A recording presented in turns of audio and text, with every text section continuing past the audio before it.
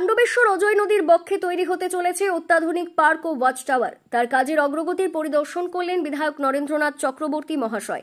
এই পার্ক ও watch tower সম্পূর্ণ তৈরি হলে পাণ্ডবেশ্বরের উন্নয়নের এক নতুন ফলক তৈরি হবে।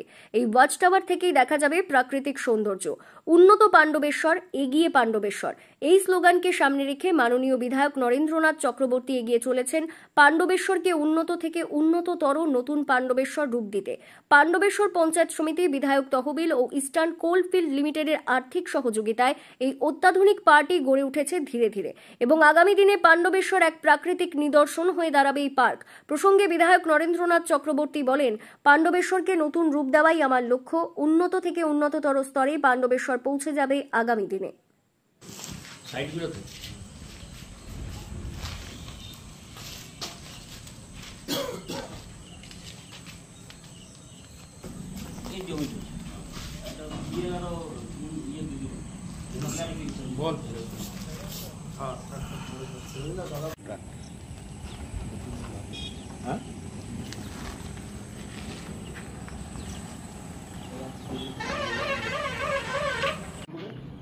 মাত্র নেট দিয়ে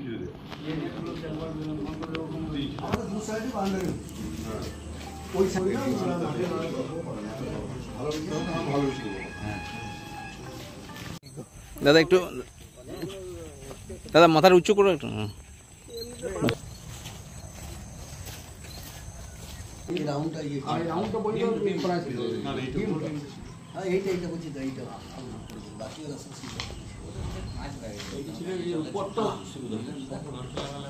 এই পার্কটা আমাদের অনেক দিনের স্বপ্ন, অর্থাভাবে বন্ধ হয়েছিল। প্রথমে 40 লক্ষ টাকা দেওয়া হয়েছিল, বাউন্ডারিয়াল করে কিছু দোকান ঘর করে কাজ বন্ধ ছিল। তারপর গ্রাম পঞ্চায়েত, পঞ্চায়েত সমিতি কিছু কিছু টাকা দিয়ে ল্যান্ড ডেভেলপমেন্ট করেছে। তারপর এই যে আমাদের টাওয়ার কাজ চলছে আস্তে আস্তে। এবারে আমরা এসিএলের কাছে সিএসআর স্কিমে আমরা চেয়েছিলাম 2.5 কোটি টাকা মতো স্যাংশন হয়েছে, 2,44 লক্ষ টাকা স্যাংশন হয়েছে। তার থেকে পার্কটাকে আমরা আবার ভালো করে নতুন করে সাজিয়ে দেবো। নতুন করে পাণ্ডবেশ্বরের এই যে পার্কটা, মানে আপনারা কি চাইছেন, কি রূপ দিতে চাইছেন মানুষের মধ্যে? দেখুন, পাণ্ডবেশ্বরের এই পার্ক, পাণ্ডবেশ্বর তো আস্তে আস্তে বড় হচ্ছে। পাণ্ডবেশ্বরের গ্রাম নেই, পাণ্ডবেশ্বর শহরে পরিণত হয়েছে, নিঃশ্বাস ফেলার জায়গা নেই।